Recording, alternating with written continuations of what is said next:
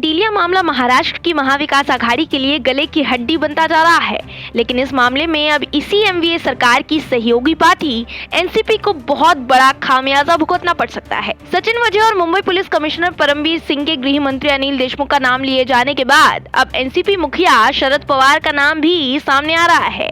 सचिन वजे ने मुंबई पुलिस के पूर्व कमिश्नर परमबीर सिंह के उन आरोपों पर मुहर लगा दी है जिसके मुताबिक सचिन वजे को हर महीने 100 करोड़ की वसूली का टारगेट मिला था और ये टारगेट दिया था उस समय राज्य के गृह मंत्री रहे अनिल देशमुख ने। लेकिन इस मामले में अब सचिन वजे ने शरद पवार का नाम भी ले लिया है और कहा है कि अनिल देशमुख ने शरद पवार को मनाने के लिए 2 करोड़ की रकम मांगी थी, जिसे दे पाने से इनकार करने के बाद मुंबई के कॉर्पोरेट्स को निशाना बनाने की तैयारी कर ली गई। सचिन वजे ने कोर्ट को दिए इस लेटर में लिखा है कि मैंने 6 जून 2020 को दोबारा ड्यूटी ज्वाइन की थी। मेरी ड्यूटी की ज्वाइनिंग से शरद पवार नाखुश थे। ऐसे में शरद पवार ने मुझे दोबारा सस्पेंड करने के लिए कहा। ये बात मुझे खुद अनिल देशमुख ने बताई थी। उन्होंने मुझसे पवार साहब को मनाने के लिए 2 करोड़ रुपए मांगे थे, लेकिन इतनी बड़ी रकम देना मेरे लिए मुमकिन नहीं था। सचिन वजे ने लेटर में लिखा कि अक्टूबर 2020 में अनिल देशमुख ने सह्याद्री गेस्ट हाउस में उन्हें बुलाया, लेकिन उससे पहले ही जुलाई अगस्त 2020 में अनिल परब उन्हें सरकारी बंगले पर बुला चुके थे।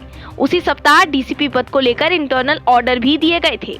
सचिन वजे ने अपने पत्र में आगे लिखा है कि जनवरी 2020 में मंत्री अनिल परब ने दोबारा मुझे अपने सरकारी बंगले पर बुलाया और बीएमसी में लिस्टेड फ्रॉडुलेंट कॉन्ट्रैक्टर के खिलाफ जांच की कमान संभालने को कहा। मंत्री अनिल परब ने इसी तरह की 50 लिस्टेड कंपनियों में से हर कंपनी से 2 करोड़ रुपए लेने के लिए कहा, क्योंकि एक शिकायत पर इन कंपनियों के खिलाफ जांच चल रही थी जो शुरुआती दौर में थी। सचिन वजे ने बताया कि जनवरी 2021 में गृह मंत्री अनिल देशमुख ने मुझे अपने सरकारी बंगले पर बुलाया, तब उनके पीए कुंदन वहां मौजूद थे। इसी समय मुझसे मुंबई में 1650 पब बार मौजूद होने और उनसे हर महीने 3 लाख रुपए के कलेक्शन की बात कही गई, लेकिन मैंने गृह मंत्री अनिल देशमुख से कहा कि मेरे मुताबिक शहर में 1650 बार नहीं बल्कि सिर्फ 200 बार ही मौजूद है। मैंने गृह मंत्री को इस तरह से पैसे इकट्ठा करने से मना भी किया था, क्योंकि मैंने उन्हें बताया था कि ये मेरी क्षमता से बाहर की बात है। तब गृह मंत्री के पीए कुंदन ने मुझे कहा था कि अगर मैं अपनी जॉब और पोस्ट को बचाना चाहता हूं तो वही करूं जो गृह मंत्री कह रहे हैं। इसके बाद ये बात मैंने तत्कालीन कमिश्नर परमबीर सिंह को ये पूरी बात बता दी थी और ये भी कहा था कि आने वाले भविष्य में मुझे किसी कंट्रोवर्सी में जरूर फंसा दिया जाएगा।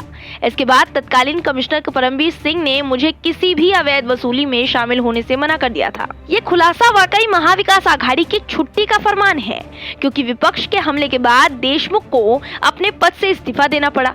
लेकिन अब जब खुद मुखिया शरद पवार का नाम इस मामले में जुड़ चुका है, तो महाविकास आघाड़ी ऐसे में कौन सा बचाव का उपाय अपनाती है, ये देखना काफी लाजमी होगा। फिलहाल शरद पवार निशाने पर आ चुके हैं और विपक्ष इस मौके को हाथ से बिल्कुल जाने नहीं देगा। Bureau report, OMH news.